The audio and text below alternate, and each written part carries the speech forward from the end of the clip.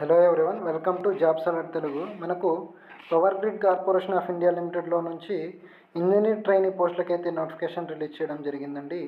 ఈ engineer trainee పోస్టులు అనేది ఆల్రెడీ మనకు సెప్టెంబర్ 2023లో ఇచ్చిన నోటిఫికేషన్ ఏదైతే ఉందో ఆ నోటిఫికేషన్కి కంటిన్యూషన్గా ఇచ్చారనమాట. సో ఫస్ట్ ఆ నోటిఫికేషన్ ఎలా ఉందో చూసుకుంటే మనము ఇది మనకు సెప్టెంబర్ 2023లో ఇచ్చినటువంటి నోటిఫికేషన్ అండి.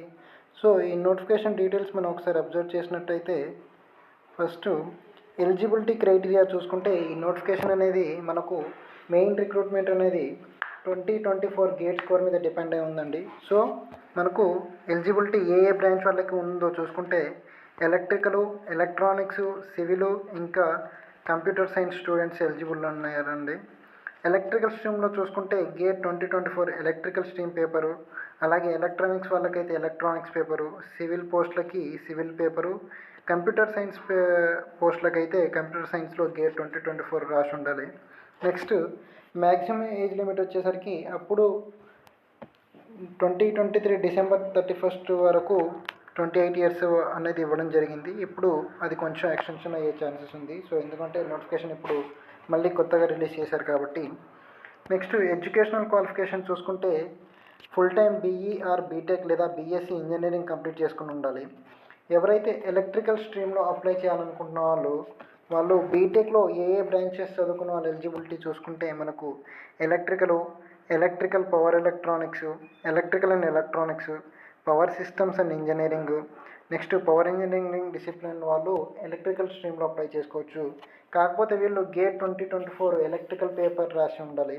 నెక్స్ట్ ఎలక్ట్రానిక్స్ పోస్టులకు వచ్చేసరికి electronics and communication, electronics and telecommunication, electronics and electrical communication, telecommunication engineering complete చేసుకున్న వాళ్ళు ఎలిజిబుల్ అండి. వీళ్ళు ఎలక్ట్రానిక్స్ స్ట్రీమ్కి అప్లై చేసుకోవాలనుకుంటే ఎలక్ట్రానిక్స్ స్ట్రీమ్లో గేట్ 2024 పేపర్ రాసి ఉండాలి. నెక్స్ట్ సివిల్ ఇంజనీరింగ్ అయితే సివిల్ ఇంజనీరింగ్ కంప్లీట్ చేసుకుని ఉండాలి. కంప్యూటర్ సైన్స్ వాళ్ళు వచ్చేసరికి కంప్యూటర్ సైన్స్, కంప్యూటర్ ఇంజనీరింగ్ ఇంకా ఇన్ఫర్మేషన్ టెక్నాలజీలో కంప్లీట్ చేసుకుని ఉండాలి. అలాగే వీళ్ళు గ్రాడ్యుయేషన్లో మినిమం 60% అగ్రిగేట్ మార్క్స్ అనేది కంప్లీట్ చేసుకుని ఉండాలి. నెక్స్ట్ ఎవరైతే ఫైనల్ ఇయర్ స్టూడెంట్స్ ఉన్నారో అప్పుడు మనకు 2023 నోటిఫికేషన్ వచ్చినప్పుడు ఫైనల్ ఇయర్ స్టూడెంట్స్ ఎవరైతే ఉన్నారో వాళ్ళు ఫైనల్ సెమిస్టర్కే అపియర్ అవుతున్నట్టయితే ఒకవేళ వాళ్ళకి ఫైనల్ సెమిస్టర్ అయిపోయిన తర్వాత అగ్రిగేట్ 60% వస్తుంది అనుకుంటే అప్లై చేసుకోవచ్చు. ఒకవేళ రిక్రూట్మెంట్ అయిపోయిన తర్వాత ఓవరాల్గా అగ్రిగేట్ 60% రాకపోతే వాళ్ళకి జాబ్ కన్ఫర్మేషన్ అనేది క్యాన్సిల్ చేయడం జరుగుతుంది. నెక్స్ట్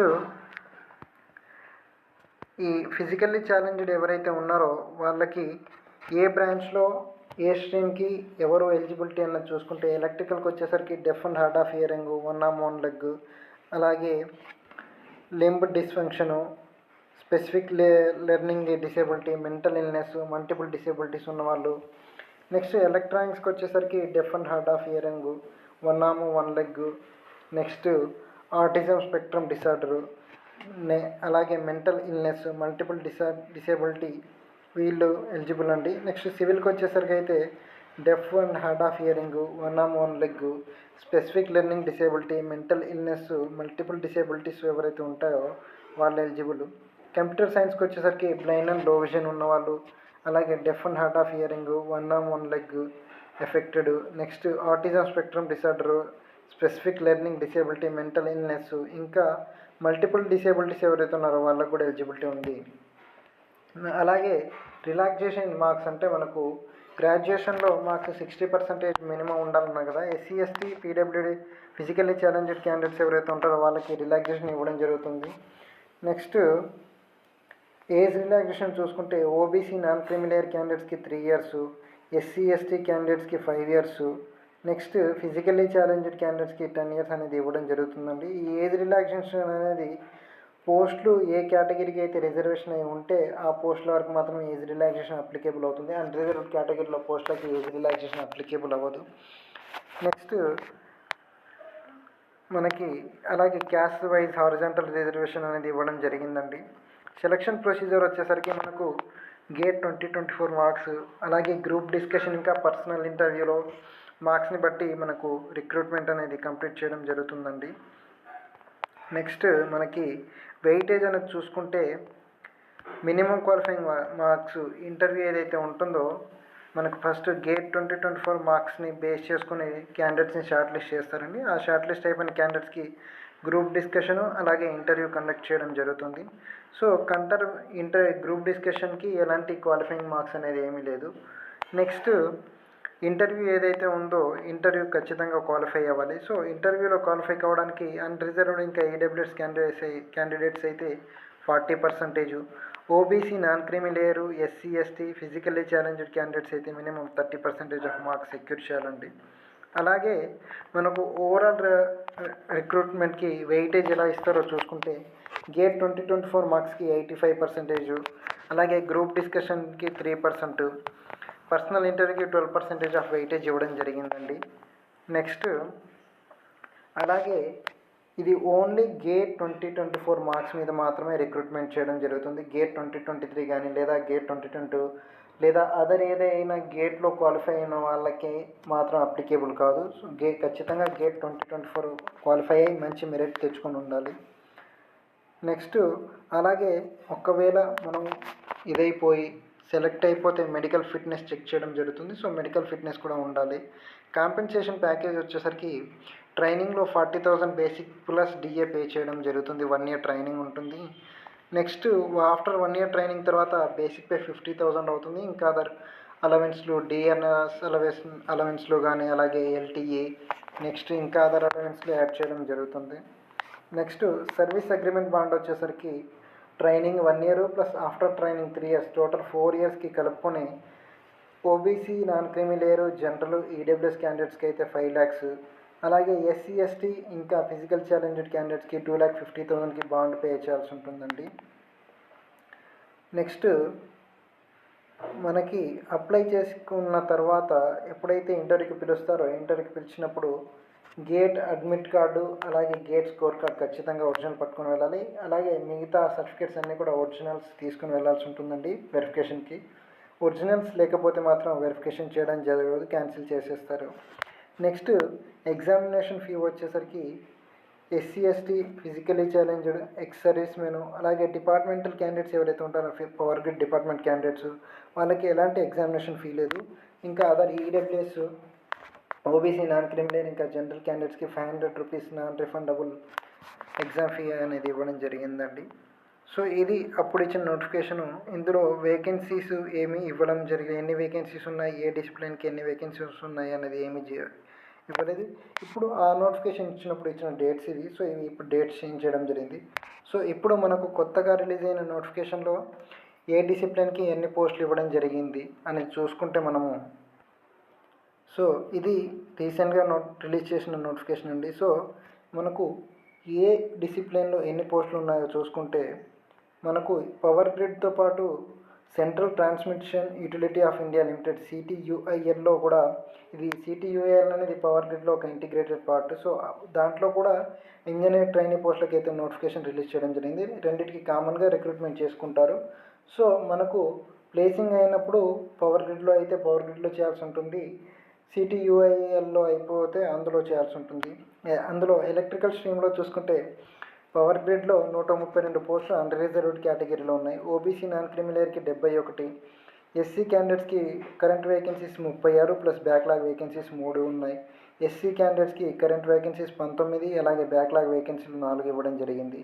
ఈడబ్ల్యూఎస్ క్యాండిడేట్స్కి 28 పోస్టులు టోటల్ 293 పోస్టులు పవర్ గ్రిడ్లో ఇవ్వడం జరిగింది ఎలక్ట్రికల్ వాళ్ళకి.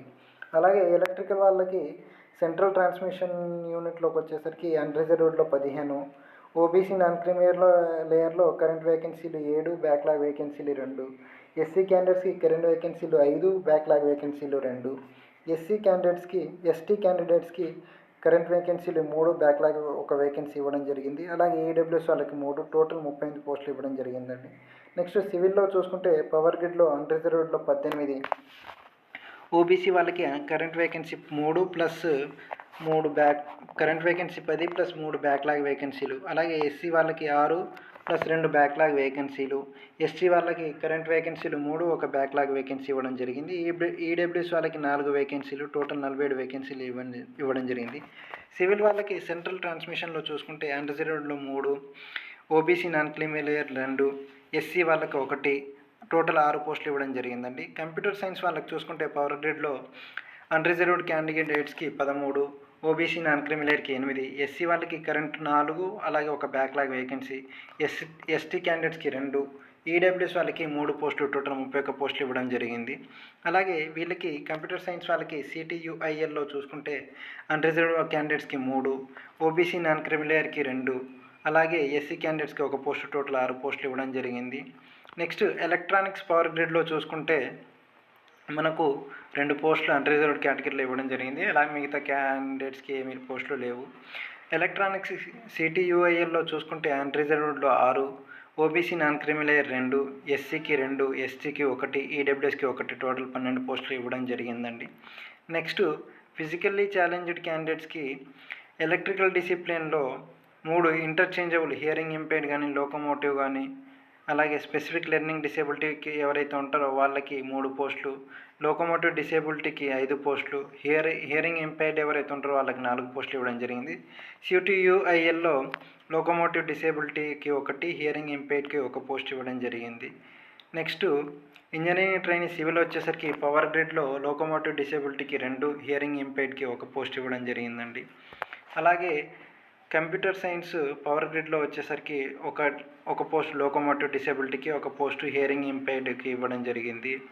ఎలక్ట్రానిక్స్ సిటీయూఐఎల్లో వచ్చేసరికి ఆటిజం స్పెక్ట్రమ్ డిసార్డర్కి 1 పోస్ట్ ఇవ్వడం జరిగిందండి. ఈ టోటల్ పోస్టులు ఎవరైతే ఉన్నాయో ఇవన్నీ మనకి ఇచ్చిన టోటల్ పోస్టులు ఏవైతే ఇచ్చారో వీటిలో నుంచి హారిజాంటల్ రిజర్వేషన్ ప్రకారం ఇవ్వడం జరుగుతుందండి. నెక్స్ట్ ఇది గేట్ 2024 మీద అనేది ఆల్రెడీ పాత నోటిఫికేషన్లో మెన్షన్ చేశారు కాబట్టి అది మళ్ళీ చూడాల్సిన అవసరం లేదు. నెక్స్ట్ అప్లై చేసుకునేటప్పుడు చూసుకుంటే మనకు www.powergrid.in వెళ్ళి అప్లై చేసుకోవచ్చు అండి. మనకు application fee 500 non refundable general క్యాండిడేట్స్కి ఇవ్వడం చేయడం జరిగింది. సో ఇది మనకు వచ్చిన నోటిఫికేషన్ అండి. సో ఎవరైతే ఎలిజిబుల్ క్యాండిడేట్స్ ఉన్నారో వాళ్ళకి అప్లికేషన్ స్టార్టింగ్ డేట్ వచ్చేసరికి జూన్ 12 నుంచి స్టార్ట్ అయిపోతుంది. అలాగే క్లోజింగ్ డేట్ వచ్చేసరికి జూలై 4తో కంప్లీట్ అవుతుందండి. సో ఎవరైతే ఎలిజిబుల్ క్యాండిడేట్స్ ఉన్నారో గేట్ 2024లో మెరిట్ సాధించారో వాళ్ళు అప్లై చేసుకోవచ్చు అండి.